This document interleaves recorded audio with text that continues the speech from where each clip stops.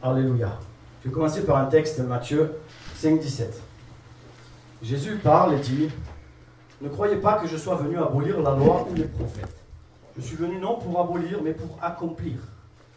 Car je vous le dis en vérité, tant que le ciel et la terre ne passeront point, il ne disparaîtra pas de la loi un seul iota ou un seul trait de lettre jusqu'à ce que tout soit arrivé. Celui donc qui supprimera l'un de ses plus petits commandements et qui enseignera aux hommes à faire de même sera appelé le plus petit dans le royaume des cieux. Mais celui qui les observera et qui enseignera sera appelé grand dans le royaume des cieux. Car je vous le dis, si votre justice ne surpasse pas celle des scribes et des pharisiens, vous n'entrerez point dans le royaume des cieux. Amen. Alléluia. On connaît ce texte et on a du mal à le comprendre parfois. Le Seigneur rappelle qu'il est venu accomplir la loi. Et qu'au travers de son œuvre, au travers de ce qu'il est, ce qu'il représente, il accomplit la parole de Dieu. Il accomplit la volonté de Dieu. Je ne suis pas venu abolir la volonté de Dieu. Je ne suis pas venu être en opposition à la pensée de Dieu, aux préceptes de Dieu. Je ne suis pas venu être un objet différent de la part du Père, ni une pensée différente, mais au contraire, je suis venu accomplir la loi de Dieu. Au contraire, je suis le signe qui va accomplir la loi et les ordonnances de Dieu. Et Christ est venu dans ce monde pour une seule raison, pour plaire à son Père. Et au travers de ça, au travers de cette raison, au travers de son sacrifice volontaire, il a dit: envoie-moi. Parce que le Père pleurait sur son peuple, parce que le Père avait le cœur déchiré de voir son peuple qui se détournait de ses voies et de sa volonté. Et à partir de là, Christ est venu accomplir la loi. Est-ce que Christ accomplit la loi en toi? Est-ce que Christ en toi est venu accomplir la volonté du Père? Est-ce que Christ en toi, est-ce que tu vois Christ comme la personne de Dieu qui veut accomplir sa volonté en toi, sa pensée en toi? Et Jésus dira même qu'il ne va même pas négliger un seul trait de la loi. Un seul plus petit commandement, une seule petite lettre, Jésus va en prendre conscience et va la révéler par sa personne. Alléluia. Et je voudrais ensemble qu'on va voir ensemble, on va revenir sur le thème de la Pentecôte, vous allez me comprendre. On va prendre un texte dans Exode. Exode 23, verset 14. Il y a des fêtes nationales pour le peuple juif. Il y a des fêtes nationales pour le peuple de Dieu. Est-ce que vous les connaissez? Et il y en a 3 en particulier. 3 que Moïse a ordonné de la part de Dieu au peuple de commémorer chaque année. Ce sont des lois perpétuelles pour le peuple de Dieu. Et elles sont pour nous aussi aujourd'hui des lois perpétuelles. On va le lire. Exode 23, 14. 3 fois par année, tu célébreras des fêtes en mon honneur. Tu observeras la fête des pains sans levain pendant 7 jours, au temps fixé dans le mois des épis. Tu mangeras des pains sans levain comme j'en ai donné l'ordre, car c'est dans ce mois que tu es sorti d'Égypte. Et l'on ne présentera point à vide devant ma face. Tu observeras la fête de la moisson, des prémices de ton travail, de ce que tu auras semé dans les champs, et la fête de la récolte, à la fin de l'année, quand tu recueilleras des champs le fruit de mon travail. 3 fois par année, tous les hommes se présenteront devant l'Éternel, devant le Seigneur l'Éternel. Amen. Il est nommé ici 3 fêtes. 3 fêtes importantes, 3 fêtes nationales, qui sont dans le calendrier hébreu, qui sont fêtées chaque année. Et la première fête, qui concerne la fête des pains sans levain, nous la connaissons tous, c'est la Pâque, c'est Pessah. Cette fête que nous célébrons tous et que Christ est venu accomplir. Christ est venu accomplir la Pâque. Il y a la première Pâque, qui est la sortie d'Égypte, où le peuple de Dieu a été libéré par son Seigneur, où le peuple de Dieu a été délivré de l'esclavage. Et cette Pâque a été accomplie par la croix de Jésus, nous le savons tous. Elle a été accomplie par le signe de la croix et par sa résurrection. 1 Corinthiens 5, 7 vous le rappelle, on va le dire. Faites disparaître le vieux levain, afin que vous soyez une pâte nouvelle, puisque vous êtes sans levain, car Christ, notre Pâque, a été immolé. Alléluia. Christ, notre Pâque, a été immolé. Il y a l'accomplissement de la Pâque que l'Éternel nous demande de fêter. Et je pense que c'est ce que nous faisons chaque fois que nous nous réunissons. Je pense que c'est ce que nous avons fait, célébrer la mort et la résurrection de Jésus au travers de la Sainte Seine. Nous célébrons la Pâque. Nous célébrons Pessah en esprit et en vérité au travers de Christ. Et la parole de Dieu nous enseigne encore une deuxième fête. On l'a vu, on va le reprendre. Exode 23. Qui concerne la fête des prémices. La fête des prémices qui est de fêter, de célébrer pendant 7 jours les premiers fruits que Dieu donne à son peuple. Les premiers fruits, les premières bénédictions que Dieu apporte à son peuple. Et en Israël, cette fête, c'est Shavuot. C'est la fête des semaines. Shavuot est une fête qui est célébrée pendant 7 jours pour célébrer l'Éternel, pour bénir l'Éternel pour ce qu'il donne le fruit. C'est une fête agricole, mais avant d'être ça, on doit le savoir. C'est le don de la Torah. Avant d'être ça, on doit savoir que la Pentecôte, pour nous, Shavuot, pour les Hébreux, c'est le don de la loi que Dieu a donnée à Moïse quand il est descendu du mont Sinaï. Il y a eu la libération de l'Égypte, vous suivez? Le peuple est sorti d'Égypte, il a été libéré. Ensuite, le peuple a demandé à connaître Dieu, mais au travers d'une loi. Et l'Éternel a exaucé leurs prières. Moïse est monté au mont Sinaï, il est redescendu, il leur a fait le don de la loi.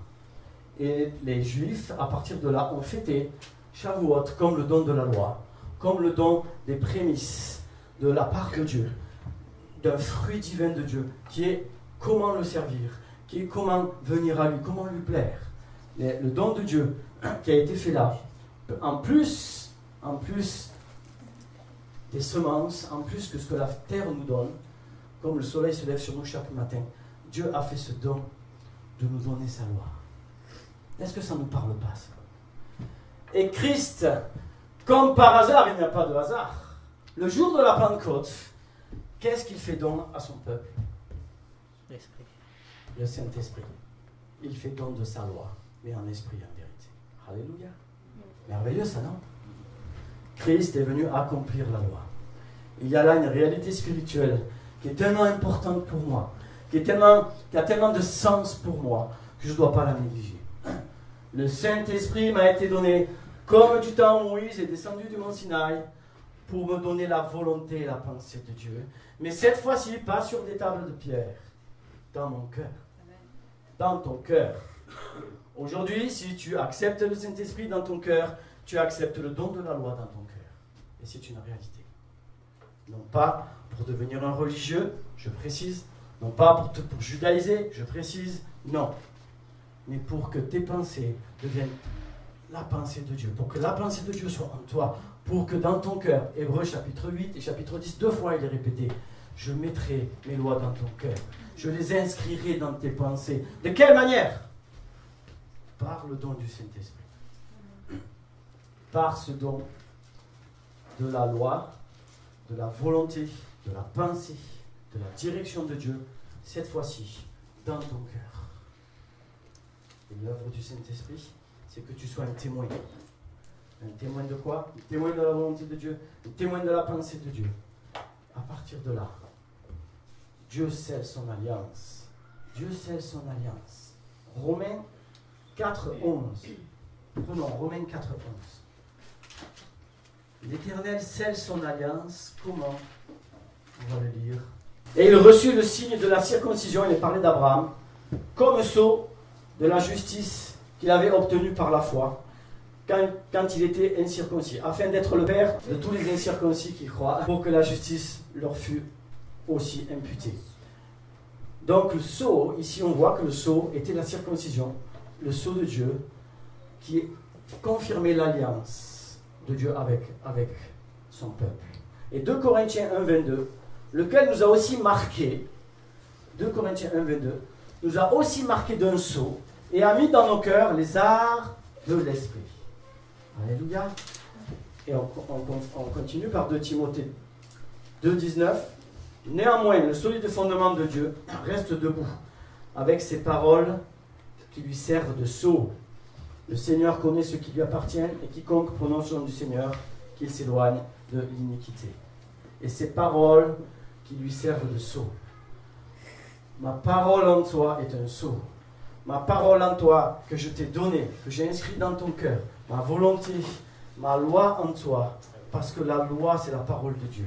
Parce que la parole de Dieu est une loi pour nous, une loi de l'esprit.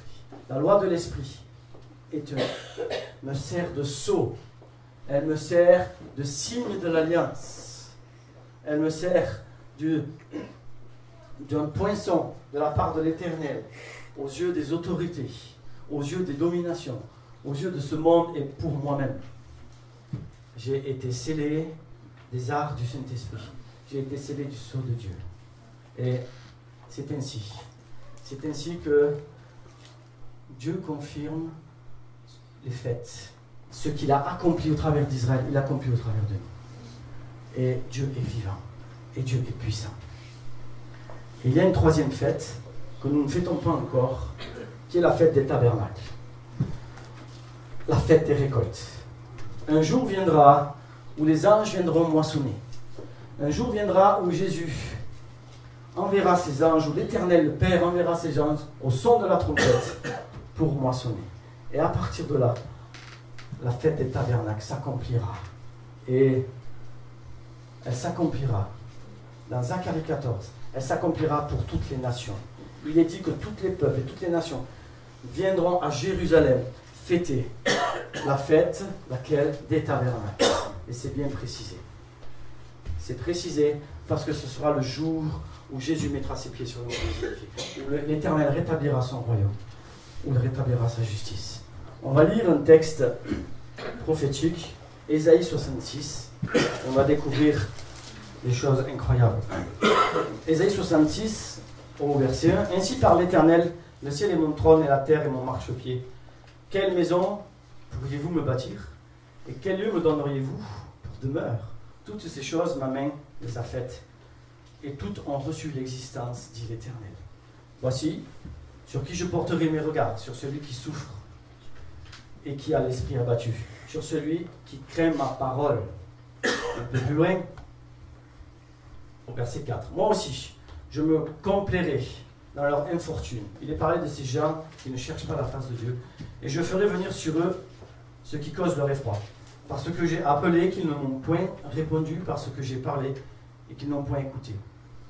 Mais ils ont fait ce qui est mal à mes yeux. Et ils ont choisi ce qui me déplaît. Écoutez la parole de l'Éternel, vous qui craignez sa parole. Voici ce que disent vos frères, qui vous haïssent et vous repoussent, à cause de mon nom, que l'Éternel montre sa gloire, et que nous soyons votre joie. Mais ils seront confus. Une voix éclatante sort de la ville, une voix sort du temple. C'est la voix de l'Éternel, qui paie à ses ennemis leur salaire. Et on vient de voir là, parce que j'ai parlé, et qu'ils n'ont point écouté. Ils ont fait le mal à mes yeux. Ils ont choisi ce qui me déplaît. Les hommes prennent un jugement contre eux-mêmes. Et dans Romains, il en est parlé aussi, chapitre 2. Parce qu'ils cherchent à ne faire que leur loi, que leur propre volonté. Et ne font pas ce qui plaît à l'Éternel. Malheureusement, le jugement de Dieu est sur les nations. À cause des hommes qui ont le cou raide et qui ne cherchent pas la volonté de Dieu. Et ensuite, verset 7. Avant d'éprouver les douleurs, elle a enfanté. Avant que les souffrances lui viennent, elle a donné naissance à un fils qui n'a jamais entendu pareille chose, qui n'a jamais vu rien de semblable. Un pays peut-il naître en un jour? Une nation est-elle enfantée d'un seul coup? À peine en travail, si on a enfanté ses fils. Alléluia. Verset 10. Réjouissez-vous avec Jérusalem. Faites d'elle le sujet de votre allégresse. Dieu a enfanté une nation en un seul jour. 14 mai 1948. Ça vous parle? Naissance de l'État d'Israël. Dieu a enfanté une nation en un seul jour. Alors que les hommes ne l'attendaient pas, alors que les peuples ne s'y attendaient pas. Une nation a été enfantée, une nation a été reconnue parmi les hommes, parce que c'était la volonté de Dieu. Ainsi, la parole de Dieu s'accomplit. Réjouissez-vous avec Jérusalem, faites d'elle le sujet de votre allégresse. Vous tous qui l'aimez, tressaillez avec elle de joie, vous tous qui menez deuil sur elle, afin que vous soyez nourris et rassasiés du lait de ses consolations, afin que vous savouriez avec bonheur la plénitude de sa gloire, car ainsi parle l'Éternel. Voici, je dirigerai vers elle la paix comme un fleuve, et la gloire des nations comme un torrent débordant. Et vous serez allaités, vous serez portés sur les bras et caressés sur les genoux, comme un homme que sa mère console. Ainsi je vous consolerai. Vous serez consolés dans Jérusalem. Vous le verrez et vos cœurs seront dans la joie. Et vos os reprendront de la vigueur comme l'herbe.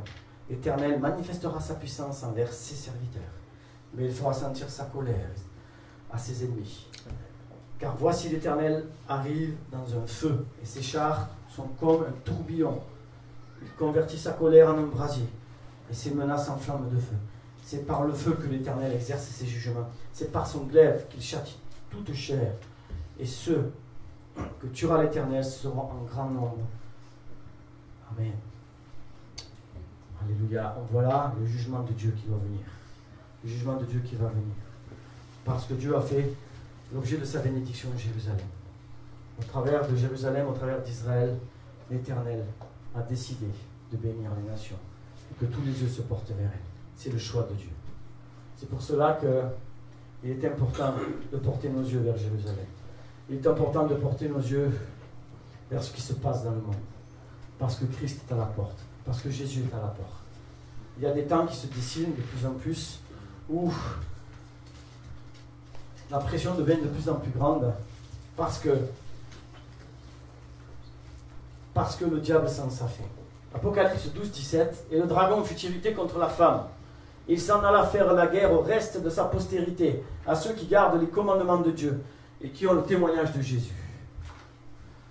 L'oppression va être de plus en plus grande parce qu'il s'en fait. Et il y a des choses aujourd'hui qu'on a du mal à comprendre. Il y a des choses aujourd'hui qu'on a du mal à accepter. Et c'est parce que nous sommes dans les temps de la grâce, où Dieu a ouvert une porte de salut pour les nations, et il permet encore pour un temps qu'il y ait des martyrs. Il permet encore pour un temps que nous subissions des injustices, que nous subissions des châtiments, parce qu'un jour viendra le jugement terrible, où il rendra compte à ses serviteurs et ses servantes. Et c'est ainsi que ces jours arrivent. Et ils sont ici prophétisés. Le temps est venu de rassembler, verset 18, Ésaïe 66, toutes les nations et toutes les langues. Ils viendront et verront ma gloire. Je mettrai un signe parmi elles. Et j'enverrai leur racheter vers les nations. Alors ce texte il est important. À Tarsis, à Pul, à Lud, qui tirent de l'arc, à Tubal et à Javan, aux îles lointaines, qui jamais n'ont entendu parler de moi, et qui n'ont pas vu ma gloire. Et ils publieront ma gloire parmi les nations. Ils amèneront tous vos frères du milieu de toutes les nations en offrande à l'Éternel, sur des chevaux, sur des chars et des litières, sur des mulets et des dromadaires, à ma montagne sainte, à Jérusalem, dit l'Éternel. Amen. Le temps est venu de rassembler toutes les nations. Qu'a dit Jésus? Qu'a dit Jésus? Faites des nations mes disciples. Allez parmi les nations. Et toutes les langues, elles viendront, elles verront ma gloire. Je mettrai un signe parmi elles, et j'enverrai leurs rachetés vers les nations. Dieu envoie ses rachetés vers les nations. Il les envoie pour qu'elles tournent le regard vers le Dieu vivant et vrai, pour qu'elles tournent les regards vers Jérusalem. Qui jamais n'a entendu parler de moi, afin qu'ils entendent parler de moi, et qui n'ont pas vu ma gloire. Et ils publieront ma gloire parmi les nations.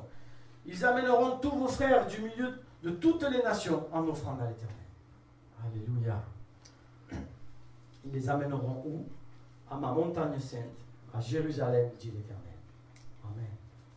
Et c'est pour ça qu'il y a des œuvres aujourd'hui, comme Ebenezer, Exodus, qui rassemblent et qui encouragent le peuple d'Israël, les Juifs dispersés, à faire l'alia, à revenir en terre sainte.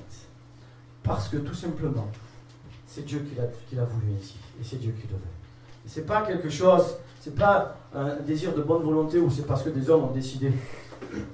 C'est parce que l'Esprit de Dieu pousse son peuple à rentrer en Israël. Pourquoi? Parce qu'il vient bientôt. Parce que ses paroles doivent s'accomplir. Il pousse à ce que les nations entendent parler de la gloire de Dieu jusqu'aux extrémités de la terre et qu'ils comprennent que son œuvre est en train de s'accomplir. Frères et sœurs, il y a un plan bien plus grand que celui de notre vie personnelle, je précise, que celui de nos projets personnels. Il y a un plan bien plus grand que celui de mes désirs personnels, de celui d'avoir une vie confortable, que Dieu est en train de dessiner dans le monde, que Dieu est en train de dessiner aux yeux des nations. C'est le plan où Jésus vient bientôt. C'est ce plan où tout homme devra rendre des comptes, où la terre entière, où les nations, petits et grands, devront un jour comparaître devant le tribunal de Dieu. Et ça, l'Église ne doit pas le perdre de vue. Ça, l'Église doit le graver dans son cœur, dans ses pensées. Parce que Jésus revient bientôt. Et je dois être prêt quand Jésus reviendra. Je dois être en attente. Je dois savoir que ce qui se passe, ce sont des paroles de Dieu, ce sont des paroles prophétiques. C'est que Dieu a décidé, Dieu a écrit d'avance ces choses et elles s'accomplissent aujourd'hui. Et verset 22, car les nouveaux cieux et la nouvelle terre que je vais créer subsisteront devant moi, dit l'Éternel. Ainsi subsisteront votre postérité et votre nom. À chaque nouvelle lune et à chaque sabbat, toute chair viendra m'adorer, dit l'Éternel. Alléluia. Le but de Dieu, la volonté finale de Dieu, c'est que tout homme reconnaisse que Dieu est créateur.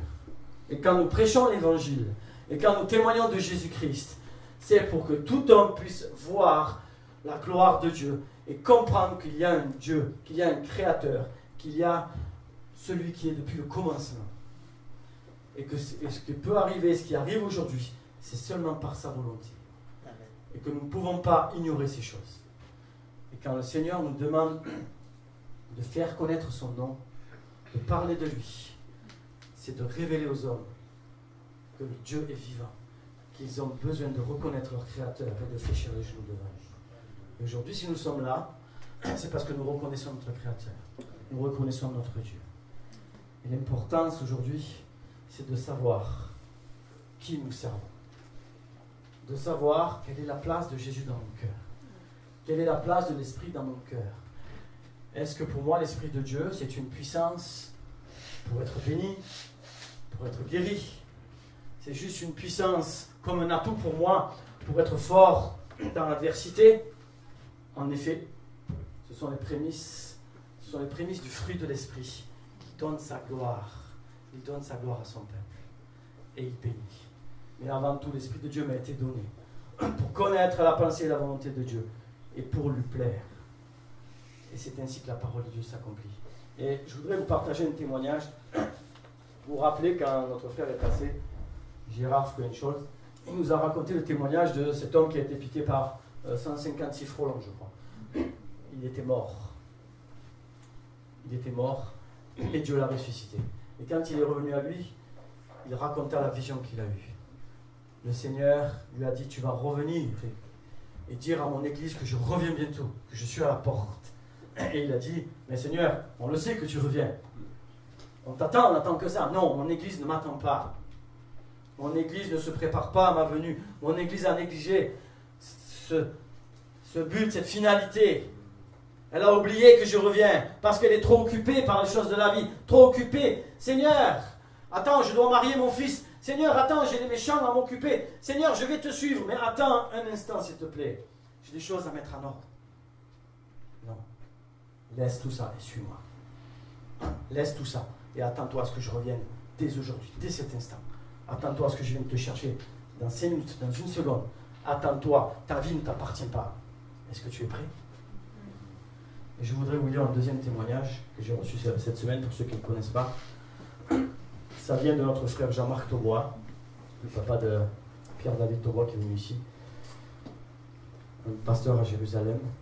Alors il raconte, je suis allé à Maromet avec une réunion passionnante animée par M. Taubois. Il nous a donné un témoignage récent, étonnant et stimulant. Le voici. Un pasteur a raconté à M. Taubois un événement qui s'est produit dans la vie d'une amie de ses amis. Cette chrétienne partait travailler, elle sort de sa maison prend sa voiture et aperçoit sur le trottoir, venant vers elle, un homme d'aspect affable, sympathique, qui fait du stop. Elle, qui ne prend jamais personne, le laisse monter dans sa voiture, rien à signaler. Quelques instants après, cet homme se tourne vers elle et lui dit « Les trompettes sont déjà à la bouche. » La chrétienne lui dit « Pardon, qu'avez-vous dit ?» Il répondit avec calme et assurance « Les trompettes sont déjà à la bouche. » La chrétienne répond « Je ne comprends pas. » Pour la troisième fois, l'homme répète sérieusement « Les trompettes sont déjà à la bouche. » La chrétienne se tourne vers lui, mais l'homme avait disparu. Elle arrête sa voiture et bouleversée. Elle met sa tête sur le volant. 2 policiers s'approchent et lui demandent si tout va bien. Elle répond par affirmative. Par l'affirmation.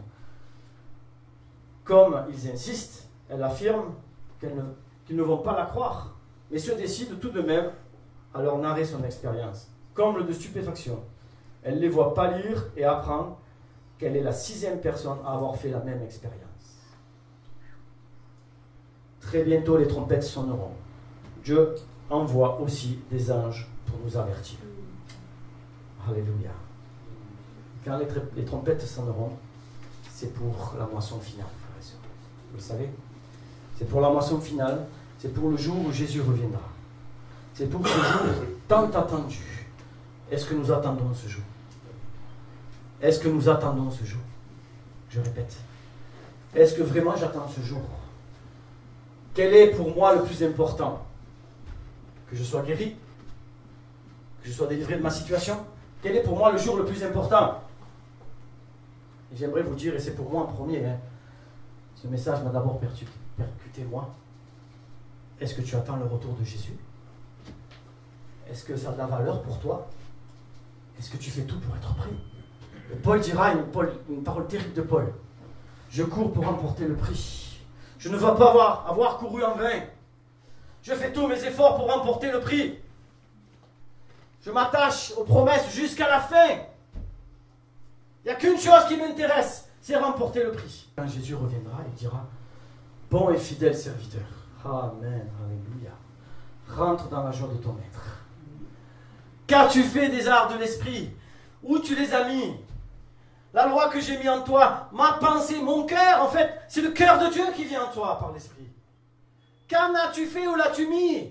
Tu l'as enfoui dans un coin? Mais tu en as besoin, sors-le de ce coin, mets-le en première place dans ta vie. Il te prépare pour la venue du Messie. Il te prépare pour le jour du jugement terrible qui doit arriver sur les nations. Et qui doit, au jour, j'aurai des comptes à rendre. Où l'as-tu mis? Que l'Éternel nous secourt et qu'il nous réveille. Que ces anges qui ont visité cette sœur nous visitent dans notre chambre et qu'ils nous rappellent et qu'ils nous disent et qu'ils nous montrent l'armée de Dieu prête au combat. Vous vous rappelez? Il y avait une grande armée dans les cieux prête au combat. L'Éternel combat pour toi. Une armée prête au combat. Imaginez des milliers d'anges sur des chevaux en excitation. Imaginez les cris de guerre. Imaginez des anges puissants qui attendent qu'un seul instant l'ordre de Dieu pour venir sur la terre rétablir la justice. Pour lier Satan et ses démons. Imaginez si nous avions un instant, ne serait-ce qu'une seconde, cette vision devant nos yeux. Je crois que ça nous remettrait d'équerre, excusez-moi l'expression. Ça nous remettrait à notre place. Et on aurait la crainte de Dieu. On se dirait, oh Seigneur, oh Saint-Esprit, cher Saint-Esprit. Je voudrais compris maintenant, s'il vous plaît. Cher Saint-Esprit, oh Jésus, l'œuvre que tu as fait pour moi est tellement grande. Tu as accompli la Pâque dans ma vie. Tu as accompli cette libération en moi. Et dans ta grâce, tu es venu me donner ta présence, ton esprit, l'esprit du Christ. Tu as accompli cette Pentecôte en moi. Tu m'as fait ce don de la pensée de Dieu, ce don de la loi dans mon cœur, afin que je te serve par amour et en esprit et en vérité. Seigneur, viens réveiller dans chacun de nous. Viens réveiller, viens déverser dans chacun de nous, Seigneur, la pensée de l'éternité, la pensée du royaume, la pensée que tu viens bientôt. Viens, Seigneur, réveiller en nous, Seigneur. Viens ouvrir nos yeux de notre conscience. et afin que nous nous préparions à ta venue. Seigneur, viens à notre secours. Que ton Église se réveille, que ton Église, que chacun de nous, Seigneur, puissions considérer ton œuvre. Tu viens bientôt, que ton œuvre s'accomplisse, Seigneur. Merci, Père, pour ton œuvre. Merci pour ce que tu fais. Renouvelle en nous, Seigneur. L'huile sainte. Fais déverser en nous ton huile. Que nos lampes soient allumées, Seigneur. Viens mettre la flamme maintenant. Viens mettre la flamme. Et je veux te demander pardon. Pardon pour ton peuple, pardon pour moi-même, pour avoir négligé, Seigneur. Pour avoir mis de côté, Seigneur, ton plan merveilleux. Parce que tu reviens bientôt. Seigneur, viens, je te prie. Viens déterrer en nous, Seigneur, les arts de ton esprit. Et qu'il donne ses fruits, ses prémices de la moisson. Merci, Seigneur, pour ce que tu fais. Touche personnellement chacun de nous. Guéris chacun de nous, Seigneur. Nous savons que tu combats pour nous. Nous savons que les épreuves de la vie, que les problèmes de cette terre ne sont que passagers. Nous voulons, avec toi, Seigneur, regarder à la finalité des choses. Regarder à l'accomplissement des choses. Seigneur, merci pour ce que tu fais. Je te prie en particulier pour la jeunesse, Seigneur. Cette jeunesse, Seigneur, qui est dans un monde aujourd'hui tellement occulte, tellement oppressé, où elle aura de plus en plus de mal à venir vers toi. Préserve nos enfants. Seigneur, protège-les, garde-les. Ouvre leur cœur à toi, Seigneur. Qu'il se lève là aussi une armée pour ta gloire. Une armée de jeunes puissants et forts pour toi. Merci parce que tu prépares cette nouvelle génération. Qu'à toi revienne toute la gloire. Au siècle des siècles. Amen. Alléluia.